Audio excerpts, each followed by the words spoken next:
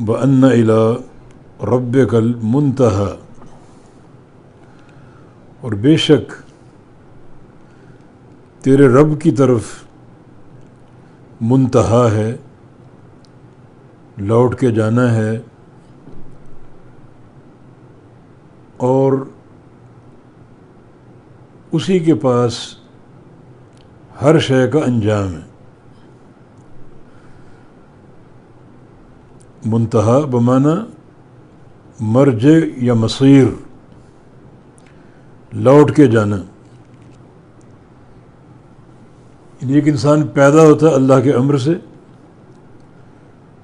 اور اس کی پوری زندگی اللہ تعالیٰ کے امر کے تابع ہوتی ہے، اس کا کھانا پینا، چلنا پھرنا،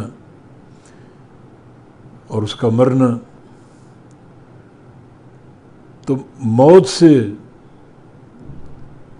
انسان کی جان نہیں چھوٹے گی، بلکہ مرنے کے بعد بھی کہاں جانا ہے؟ رب تعالیٰ کی طرف۔ انا للہ و انا الیہ راجعون، ہم اسی کی طرف لوٹنے والے ہیں۔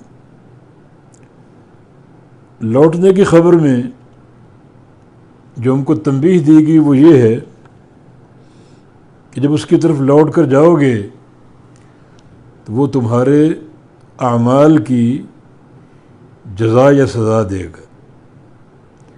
جو صالحین ہیں انہیں نیک بدلہ عطا فرمائے گا ہمیشہ ہمیشہ کے لیے، اور جو مجرم ہیں، گناہ گار ہیں، کفار ہیں، مشرکین ہیں، انہیں سزا دے گا۔ کسی کی سزا دائمی ہے، خالدین فیہا، اور کسی کی سزا کچھ وقت کے لیے ہے۔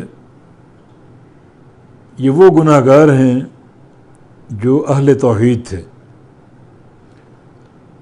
تو ان کے گناہ جو ہیں وہ ان کی سزا کا باعث بنیں گے، اور ان کی توحید بالآخر جہنم سے خروج اور نکلنے کا باعث ہوگی۔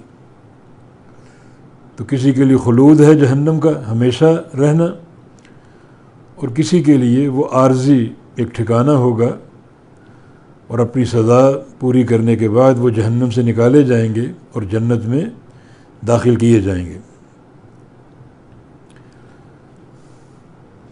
منتہا کا ایک معنی باز آنا بھی ہے، رک جانا بھی ہے۔ ان رب تعالی کا ذکر بعد ایسے مواقع پر سامنے آتا ہے کہ رک جانا بہتر، جس کی نظیر ایک نبی علیہ السلام کی حدیث ہے کہ یأتی الشیطان احدکم، کہ شیطان تم میں سے کسی شخص کے پاس آتا ہے اور پوچھتا ہے من خلق کذا، فلاں چیز کس نے پیدا کی؟ آپ کہتے ہیں اللہ نے۔ فلاں چیز کس نے پیدا کی؟ اللہ نے۔ آسمان کس نے بنایا؟ اللہ نے۔ زمینیں کس نے بنائی؟ اللہ نے۔ اور بالآخر وہ پوچھتا ہے من خلق اللہ، اللہ کو کس نے پیدا کیا؟ فرمایا کہ جب نوبت یہاں تک پہنچے شیطان کی طرف سے تو فَلْيَسْتَعِذْ بِاللَّهِ وَلْيَنْتَهِ، تو اللہ سے استعاذہ کرو، پناہ طلب کرو اللہ تعالیٰ کی، اور بعد آ جاؤ، رک جاؤ۔ یعنی شیطان کے شر سے اللہ تعالیٰ کی پناہ طلب کرو، اور جو شیطان کا وسوسہ اس تعلق سے دل میں جاری ہوا اس سے بعد آ جاؤ۔ تو منتہا کا ایک معنی یہ بھی، لیکن زیادہ معنی کیا ہے؟